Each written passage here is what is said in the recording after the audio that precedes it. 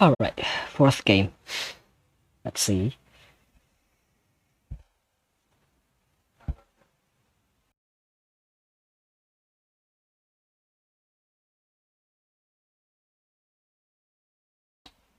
Hello, welcome back. But I'm probably not gonna talk a lot tonight because it's kinda noisy, so I'll speak when I could speak.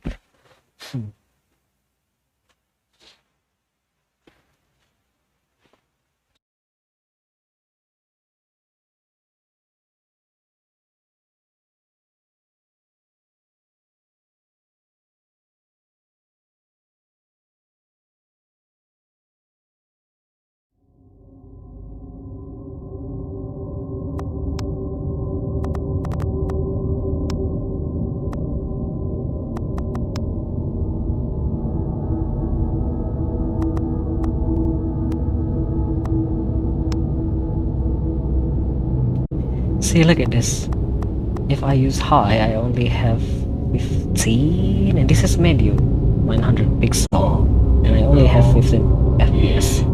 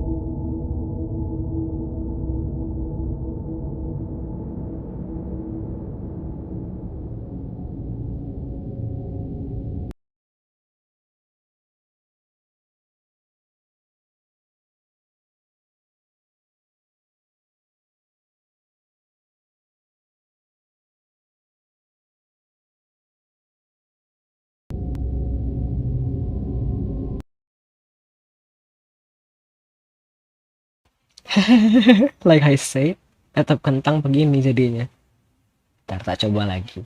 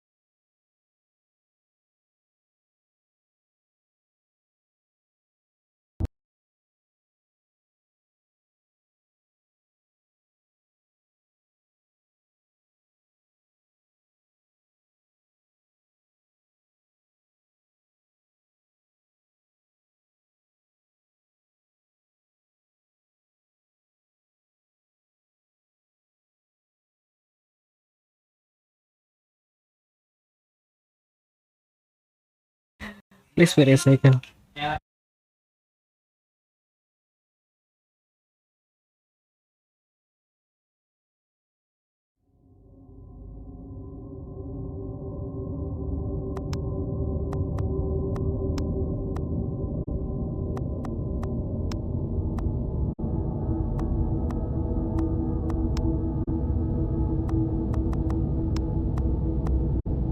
Okay, let's just start. I'm not going to change this to 100% because if I use 100%, I'm going to drown my own voice with the game sound. So let's just start, I guess. Let's see.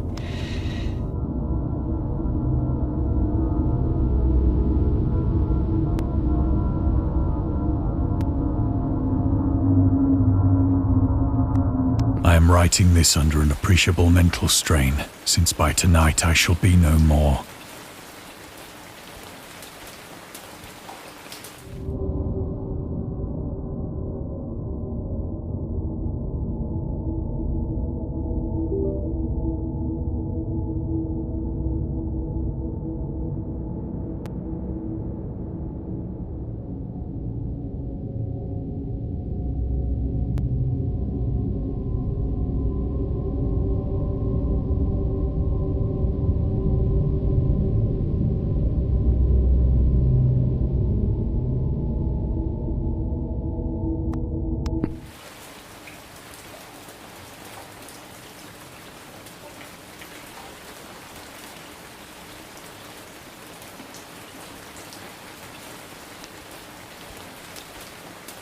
Penniless, and at the end of my supply of the drug which alone makes life endurable, I can bear the torture no longer, and shall cast myself from this garret window into the squalid street below.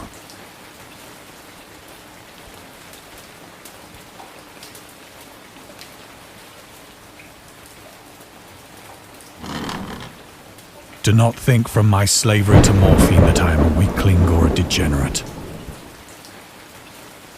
When you have read these hastily scrawled pages, you may guess, though never fully realize, why it is that I must have forgetfulness or death.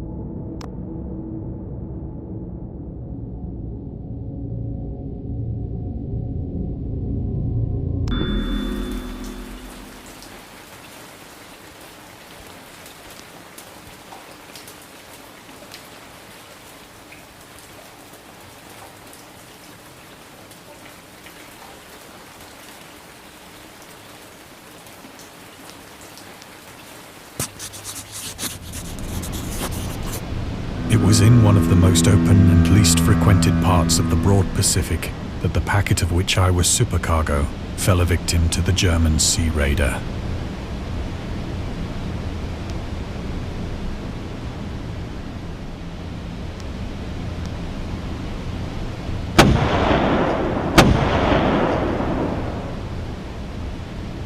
The Great War was then at its very beginning, and the ocean forces of the Hun had not completely sunk to their later degradation, so that our vessel was made a legitimate prize, whilst we of her crew were treated with all the fairness and consideration due us as naval prisoners.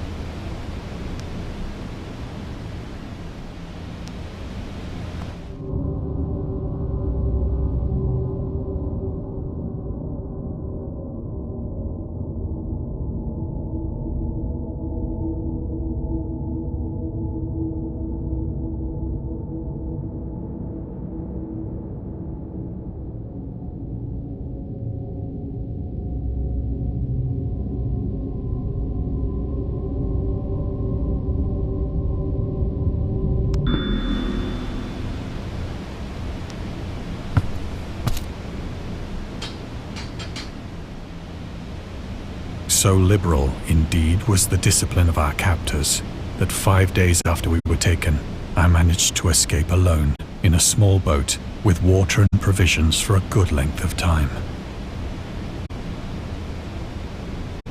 Wait, I don't know, son, if you're still watching or no, but is this actually clear enough? The gamma is only 1, but I don't know if it's actually clear enough in the stream. I don't know.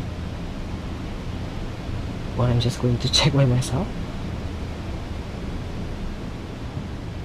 So cool.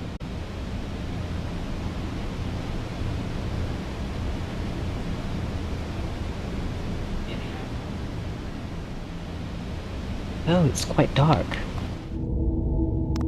Sure. Let's increase. 1.2.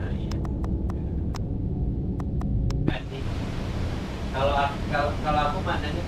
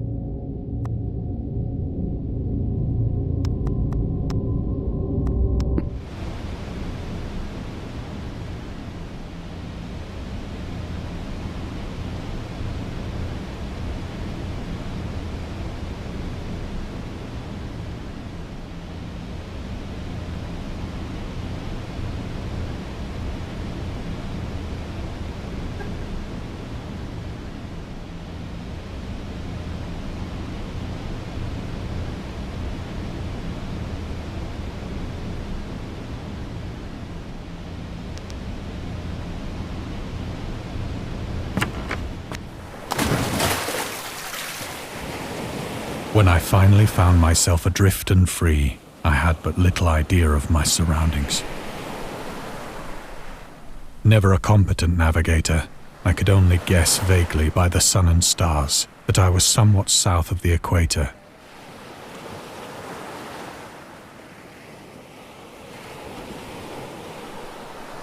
Of the longitude, I knew nothing, and no island or coastline was in sight.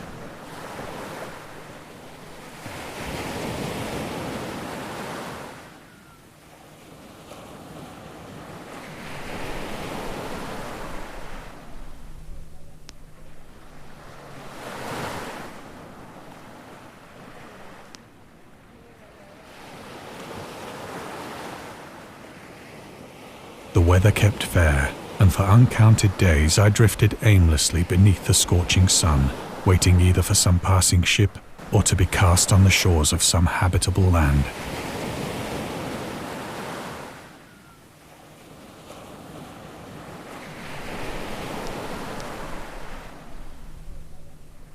But neither ship nor land appeared, and I began to despair in my solitude upon the heaving vastness of unbroken blue.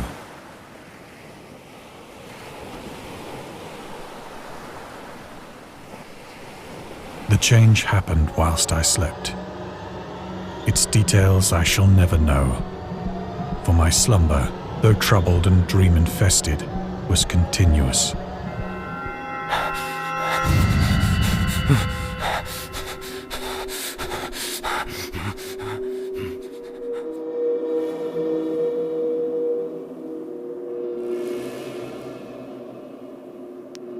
When at last I awoke, it was to discover myself half sucked into a slimy expanse of hellish black mire, which extended about me in monotonous undulations as far as I could see, and in which my boat lay grounded some distance away. Though one might well imagine that my first sensation would be of wonder at so prodigious and unexpected a transformation of scenery, I was in reality more horrified than astonished. For there was in the air, and in the rotting soil, a sinister quality which chilled me to the very core. The region was putrid with the carcasses of decaying fish, and of other, less describable things which I saw protruding from the nasty mud of the unending plain. Perhaps I should not hope to convey in mere words the unutterable hideousness that can dwell in absolute silence and barren immensity. There was nothing within hearing, and nothing in sight, save a vast reach of black slime. Yet the very completeness of the stillness and the homogeneity of the landscape oppressed me with a nauseating fear. The sun was blazing down from a sky which seemed to me almost black in its cloudless cruelty, as though reflecting the inky marsh beneath my feet.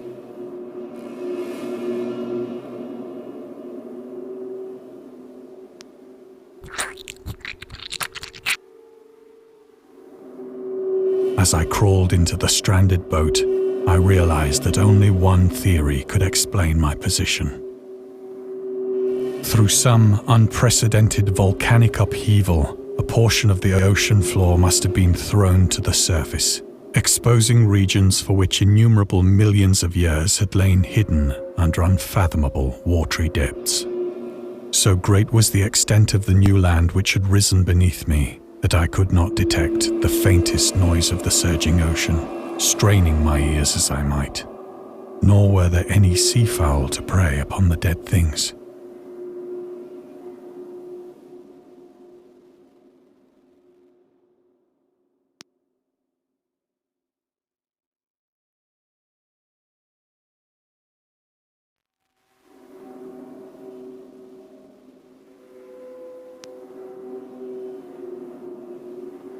For several hours I sat thinking or brooding in the boat, which lay upon its side and afforded a slight shade as the sun moved across the heavens. As the day progressed, the ground lost some of its stickiness and seemed likely to dry sufficiently for traveling purposes in a short time. That night I slept but little, and the next day I made for myself a pack containing food and water, preparatory to an overland journey in search of the vanished sea and possible rescue.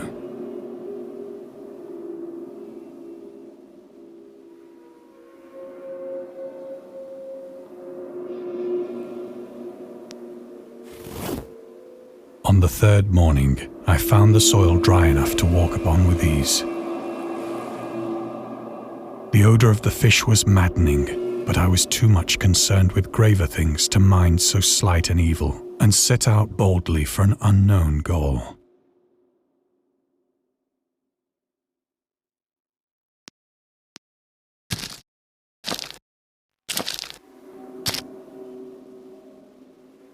All day I forged steadily westward, guided by a faraway hummock which rose higher than any other elevation on the rolling desert.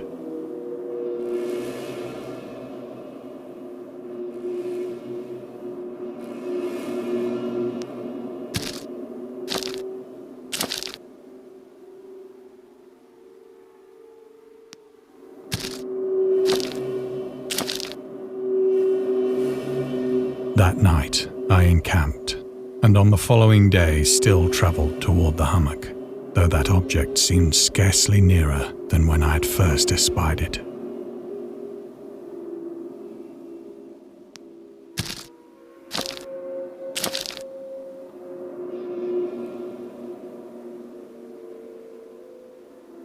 By the fourth evening, I attained the base of the mound, which turned out to be much higher than it had appeared from a distance.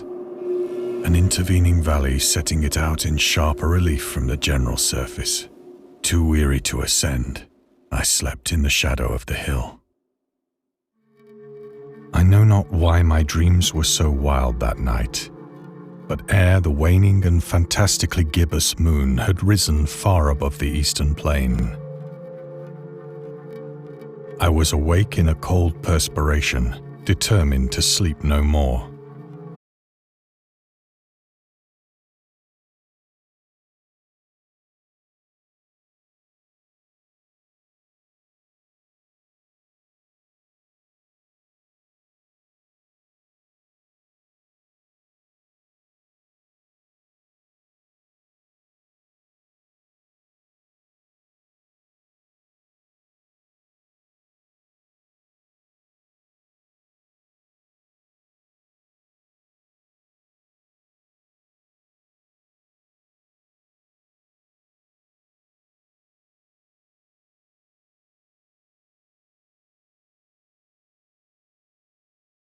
The unbroken monotony of the rolling plain was a source of vague horror to me. But I think my horror was greater when I gained the summit of the mound and looked down the other side into an immeasurable pit or canyon, whose black recesses the moon had not yet soared high enough to illumine. I felt myself on the edge of the world, peering over the rim into a fathomless chaos of eternal night. Through my terror ran curious reminiscences of Paradise Lost, and of Satan's hideous climb through the unfashioned realms of darkness. As the moon climbed higher in the sky, I began to see that the slopes of the valley were not quite so perpendicular as I had imagined.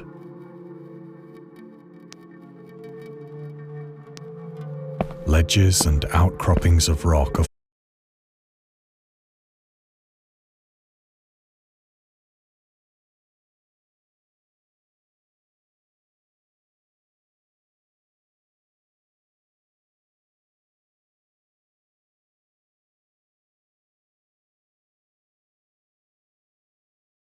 which I cannot definitely analyze.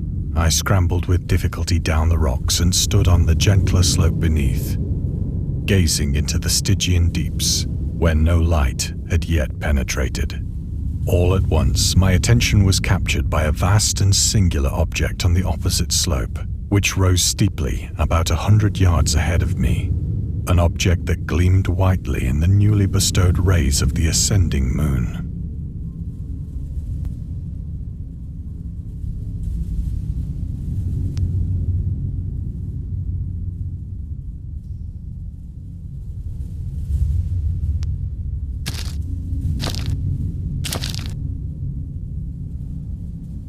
That it was merely a gigantic piece of stone, I soon assured myself, but I was conscious of a distinct impression that its contour and position were not altogether the work of nature.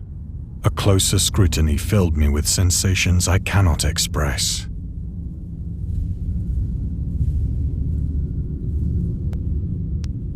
for despite its enormous magnitude and its position in an abyss which had yawned at the bottom of the sea since the world was young, I perceived beyond a doubt that the strange object was a well-shaped monolith, whose massive bulk had known the workmanship and perhaps the worship of living and thinking creatures. Dazed and frightened, yet not without a certain thrill of the scientist's or archaeologist's delight, I examined my surroundings more closely.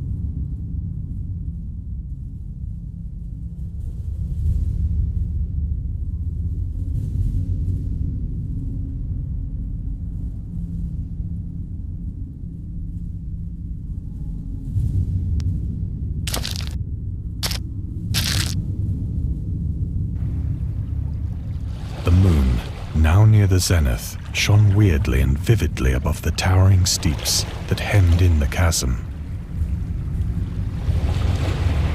and revealed the fact that a far-flung body of water flowed at the bottom, winding out of sight in both directions and almost lapping my feet as I stood on the slope. Across the chasm, the wavelets washed the base of the Cyclopean monolith, on whose surface I could now trace both inscriptions and crude sculptures.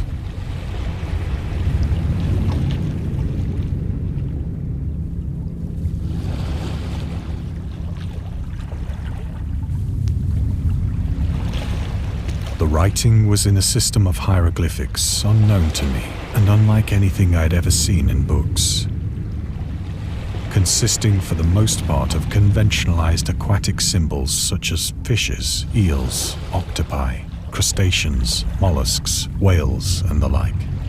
Several characters obviously represented marine things which are unknown to the modern world, but whose decomposing forms I had observed on the ocean-risen plain. It was the pictorial carving, however, that did most to hold me spellbound.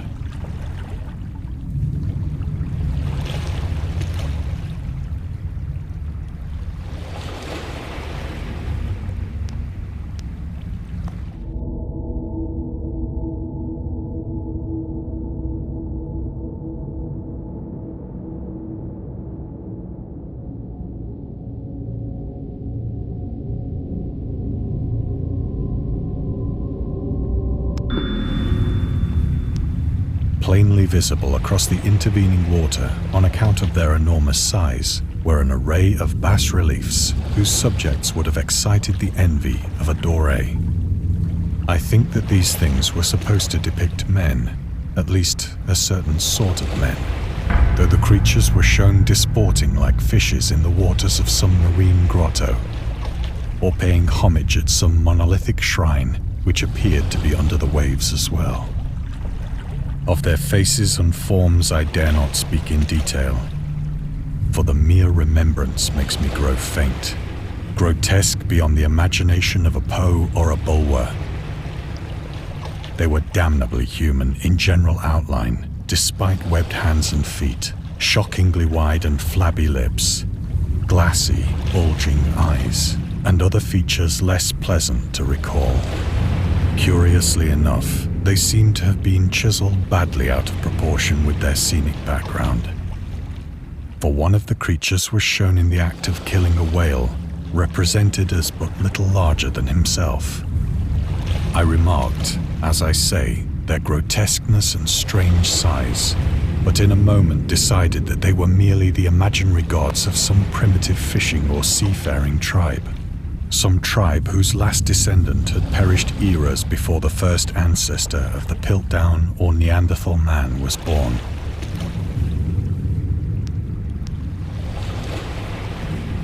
Awestruck at this unexpected glimpse into a past beyond the conception of the most daring anthropologist,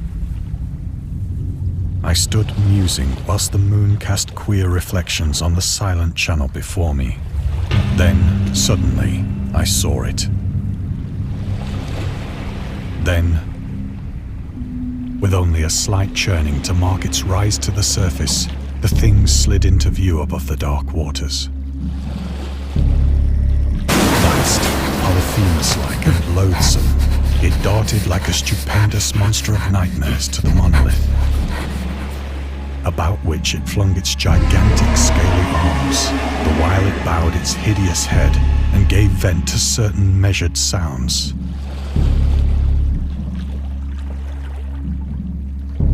I think I went mad then. Of my frantic ascent of the slope and cliff, and of my delirious journey back to the stranded boat, I remember little.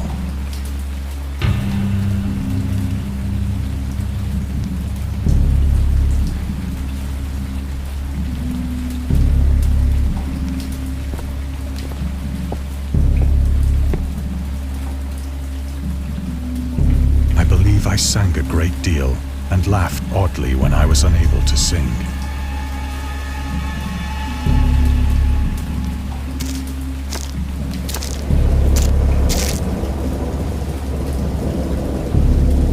Indistinct recollections of a great storm sometime after I reached the boat. At any rate, I know that I heard pearls of thunder and other tones which nature utters only in her wildest moods.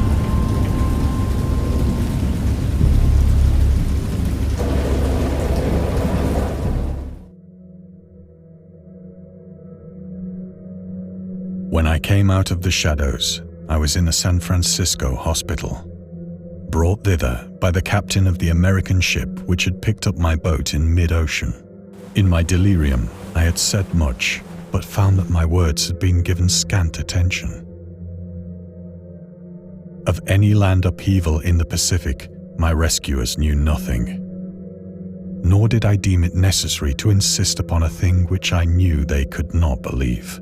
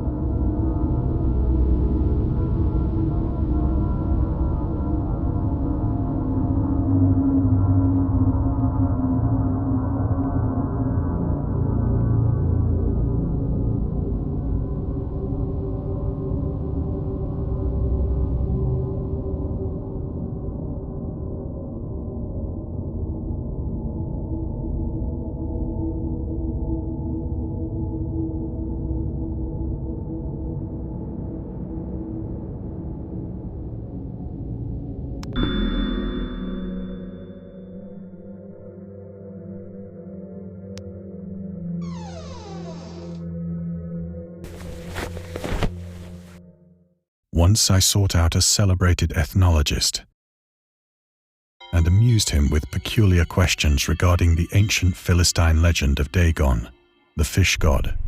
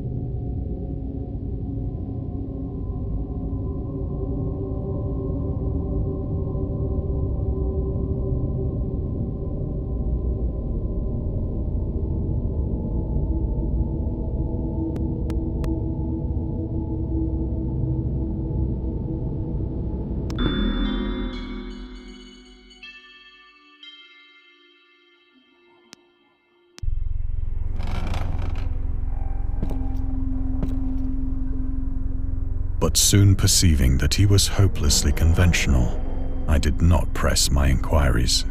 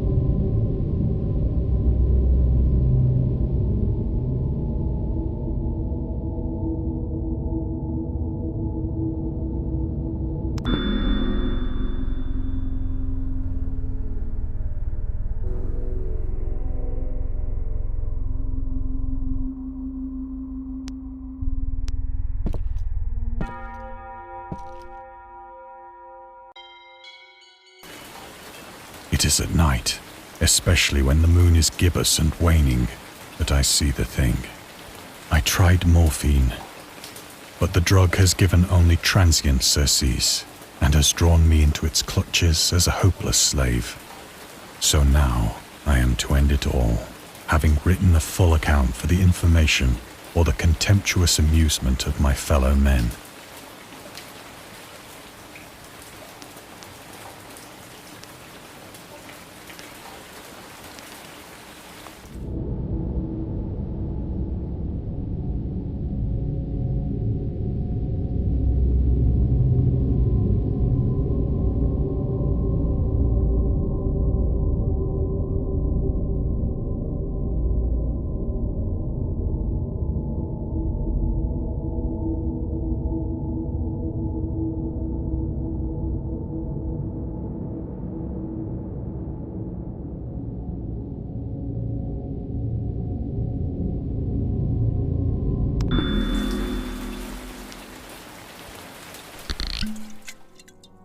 Often, I ask myself if it could not all have been a pure phantasm, a mere freak of fever as I lay sun-stricken and raving in the open boat after my escape from the German man-of-war.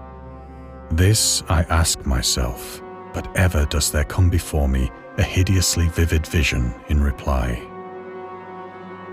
I cannot think of the deep sea without shuddering at the nameless things that may at this very moment be crawling and floundering on its slimy bed, worshipping their ancient stone idols and carving their own detestable likenesses on submarine obelisks of water-soaked granite.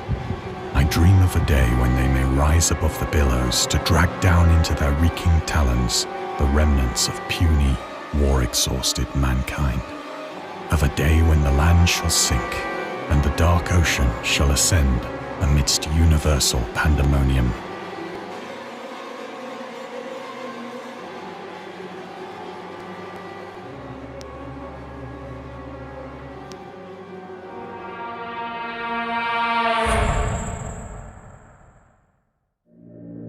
The end is near.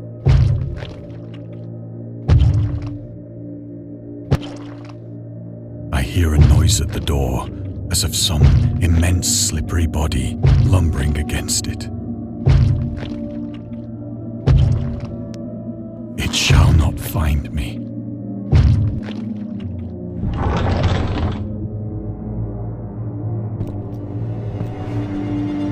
God, that hand!